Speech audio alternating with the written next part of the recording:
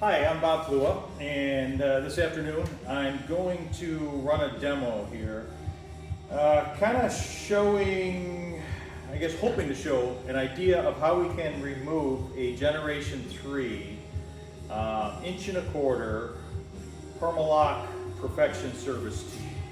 The one thing that's unique about the inch and a quarter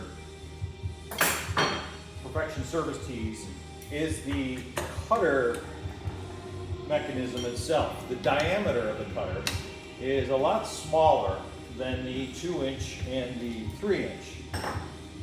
2-inch, 3-inch, 4-inch, all the way up to 8-inch.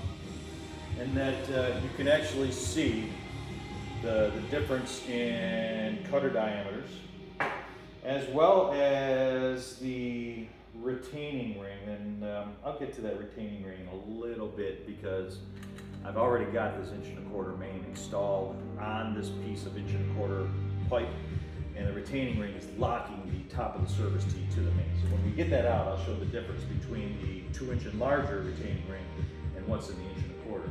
And therein lies the challenge, the unique design of the inch and a quarter service tee as opposed to the 2-inch Perfection and larger service tees. So recapping then, I already installed a inch and a quarter service tee. It is secure to the main, and what we'll do is run through the process of removing it, and again testing the idea of how we can get around that smaller diameter or overcome that smaller diameter to use our plugging equipment. So the first step was remove the cutter. I've already tapped a scrap piece of plastic with our replacement cutter on our replacement service tee, so that's ready to go. So our next step, with the 3 bolts in place plus a pair of vice grips, there's actually a plastic bolt that's sheared off in the base of the service tee, and presumably that's why it was removed from the system. Perhaps there was a leak. But in any event, so the next step then, with the vice grips and the plastic bolts holding the service tee together, we're going to remove that retaining ring. Same concept as a 2-inch and larger, except instead of a number 8 easy out, we're going to use a number 7 easy out that fits nicely into that retaining ring, along with another socket just to get hold of that easy out, and it should back right out. Got a hold of it. There we go.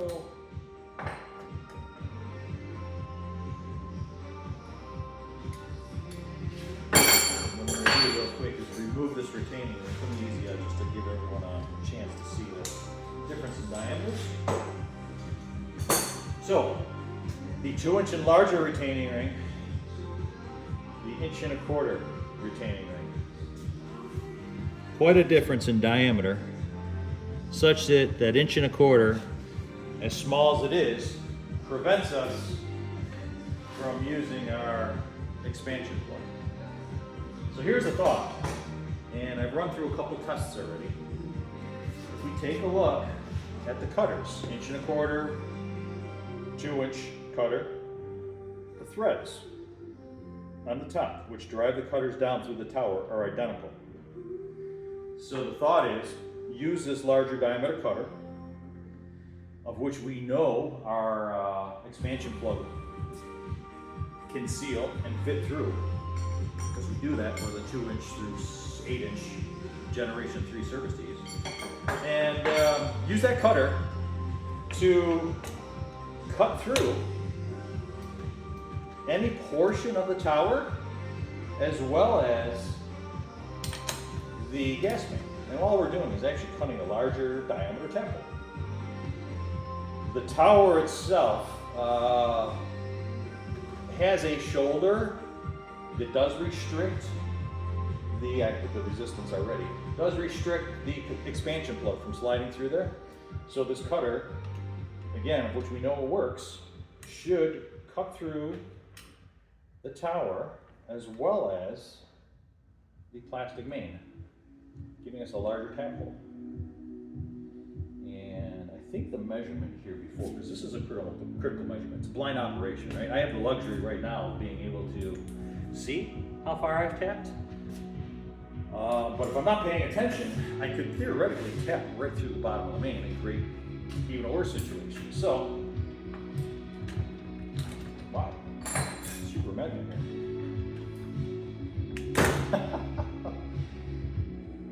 Could be that the cut has been used so many times already.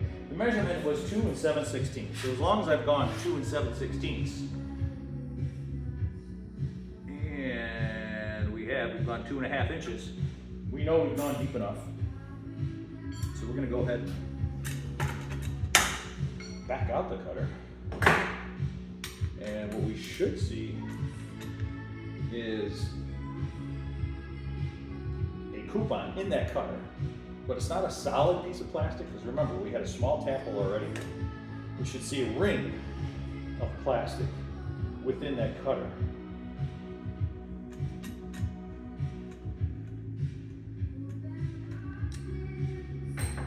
Which basically is the coupon from that larger tap hole. Sure enough, there it is. Get a flashlight here. Get a little bit close up. So you can see the plastic, the black plastic there that's been cut from the, in this case, just the main, because I've done this several times already through the tower.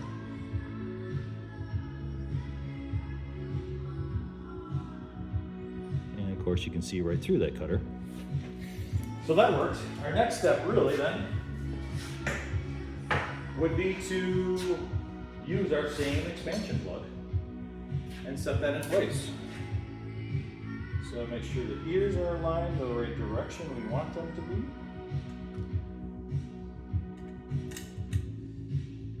Enter through the tap hole, fit nice and easy. We're going to give it 3 turns. There's 1, 2, 3. We're going to pull up. Self positions itself. We'll give it another 3, no more than 4 turns.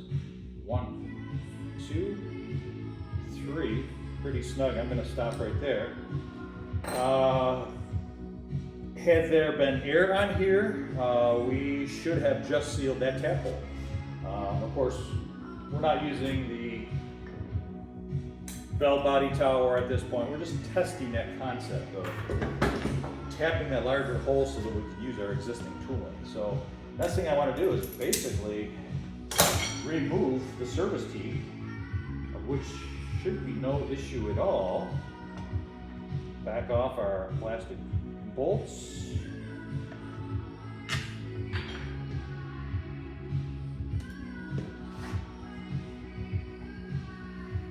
And again, there's only 3 bolts because that 4th one is actually still stuck in there. That's why I just took the vice grips off. That was holding it in place.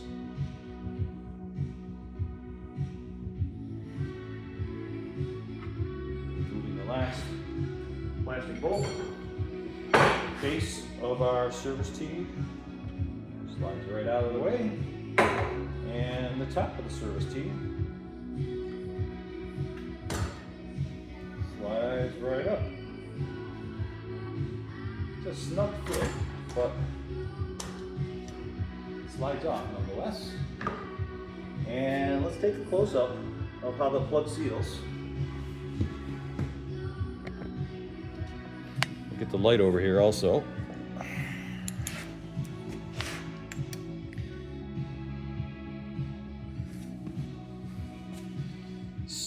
Plug is expanded just enough to seal all the way around, so nothing looks out of the ordinary or unusual. That's good news. Okay, there we go. Back in focus.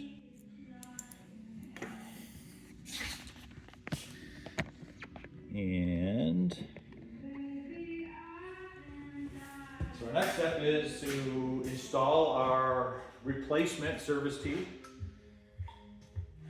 We'll use our Continental eliminator. We'll thread on the centering adapter. I found, especially on the smaller diameter mains, there's quite a tendency as you're tightening the 4 bolts down to want to rotate the service tee one way or the other. And if it rotates ever so slightly, you could run into troubles removing the expansion plug that we have there in place. So once I get these 4 bolts started, you'll see I'm going to take a lot of care in ensuring that this expansion tool is as plumb as possible and square to the tap hole, to the main, or the piece of pipe in this case. And then, like the manufacturer recommends anyways, all kinds of care in tightening down these 4 bolts evenly so it distributes the pressure evenly and therefore doesn't roll that service tee one direction or another. So kind of just taking up all the slack right now, and then we're going to start with a crisscross pattern. Again, just stepping back, crisscross, even, taking my time, tightening these down. Sorry about that.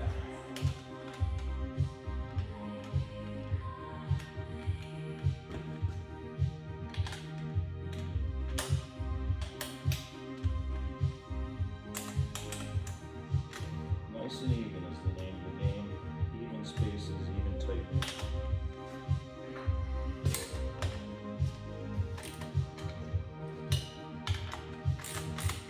Best way to do that is a crisscross pattern.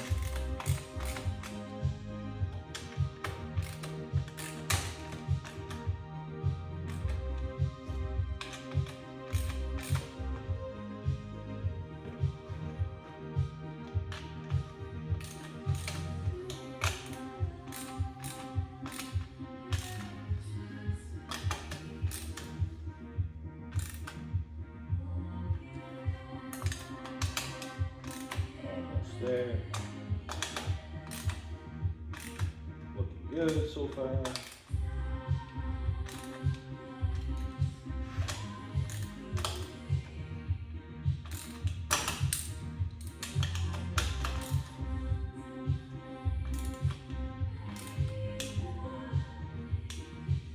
Okay.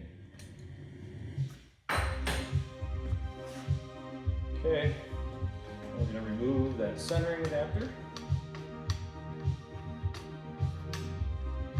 Again, we've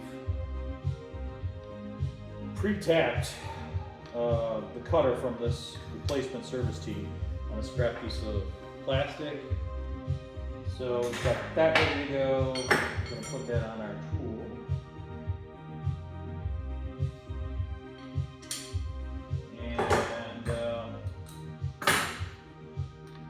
What do? We did 5.5, 6 turns, I forget. We're not going to go more than 6 though. So 1, 2, 3, just loosen, dropped in the main. 4, 5, 6. Anything more is really not going to do anything for us. And look at that. Look at that. Awesome.